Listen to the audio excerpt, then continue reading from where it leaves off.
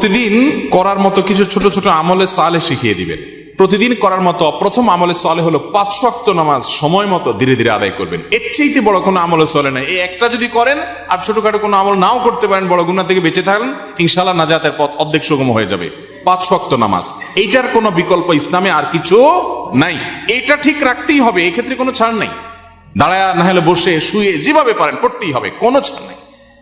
অতএব 1 নম্বর আমল হলো 5 ওয়াক্ত নামাজ পড়বেন। 2 নম্বর হলো সকল বড় বড় মোটা মোটা গুনাহগুলা থেকে বেঁচে থাকবেন। চোখের গুনাহ, হারাম জিনিস দেখা, হারাম জিনিস শোনা, গালমন্দ করা, মানুষের হক মারা, হারাম খাওয়া, এই বড় বড় গুনাহগুলো থেকে বেঁচে থাকবেন। নাম্বার 3, নবী করিম সাল্লাল্লাহু আলাইহি ওয়াসাল্লাম প্রতি বেশি বেশি দুরূদ পাঠ করবেন। আল্লাহুম্মা সাল্লি আলা মুহাম্মদ ওয়া আলা আলি মুহাম্মদ, শুধু সাল্লাল্লাহু আলাইহি ওয়াসাল্লাম, দুরূদ ইব্রাহিম যত বেশি পারেন দিনে 10 বার 20 বার পাঠ করবেন।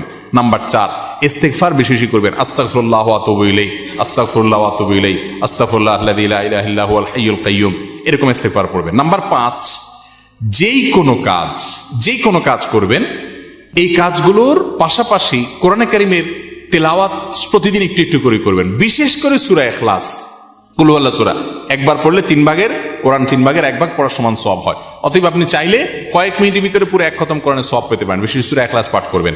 6 নম্বর হলো যত জিকির আছে কোরআন হাদিসে বর্ণিত, এই জিকিরগুলো বেশি বেশি করে পাঠ করবেন। যেমন সুবহানাল্লাহ ওয়া বিহামদিহি সুবহানাল্লাহিল আযীম, তারপর লা হাওলা ওয়ালা কুওয়াতা ইল্লা বিল্লাহ, এটাকে জান্নাতের ভান্ডার বলা হয়েছে।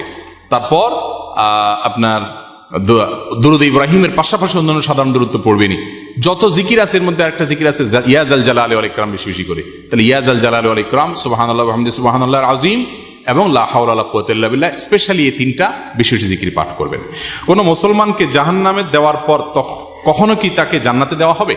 খুব গুরুত্বপূর্ণ একটা প্রশ্ন। একটু আগে যে গোষ্ঠীর কথা বলছিলাম, যারা আমাদের নবীজির হাদিসকে অস্বীকার করে, তারা শুধু কোরআন দিয়ে চলতে চায়। শুধু কোরআনে এত ইনিশিয়েট দেওয়া আছে যে এটা দিয়ে সে চলতে পারবে না। শুধু কোরআন যদি দিয়ে চলতে চায়, কোরআন তারা আমাদের নবী থেকেই পাইছে, এখন নবীর কোরআনটা মানবে, হাদিসটা মানবে না। এটা হলো একরকম মামুর ভাইয়ের আবদারের মতো।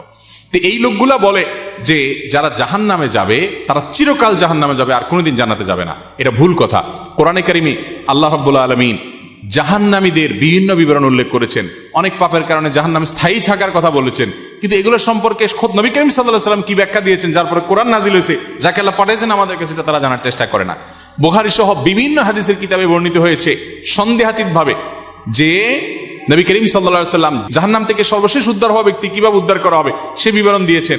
যে তাকে জাহান্নাম থেকে উঠানো হবে, জান্নাতের কাছে আনা হবে, সে চাইবে আমাকে কাছে নিলেই হবে, ভিতরে নেওয়া লাগবে না, এবারে সে ভিতরে যেতে চায়, বিস্তারিত বিবরণ আছে। এখান থেকে বোঝা যায় যার অন্তরে ঈমান আছে সে যত অপরাধী করুক শাস্তি হবে হয়তোবা, কিন্তু একটা সময় তার অপরাধের শাস্তি মেয়াদ শেষ হলে আল্লাহ তাআলা তাকে জান্নাতে আনবেন ইনশাআল্লাহ।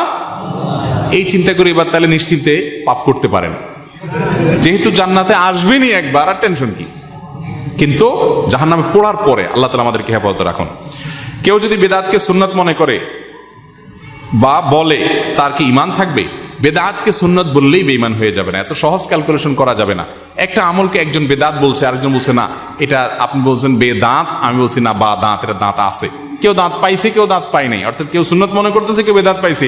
এটা নিয়ে ইজতিহাদ বা বুঝের মত পার্থক্য হতে পারে, এর কারণে কেউ কাফের বা মুসলমান হবে না। বেদাত জঘন্য খারাপ জিনিস, কিন্তু এই খারাপ জিনিস কোনটা, এটা বেদাত কিনা আদৌ, এটা নিয়ে সংজ্ঞা নিয়ে ওলামাদের মধ্যে মত পার্থক্য থাকতে পারে।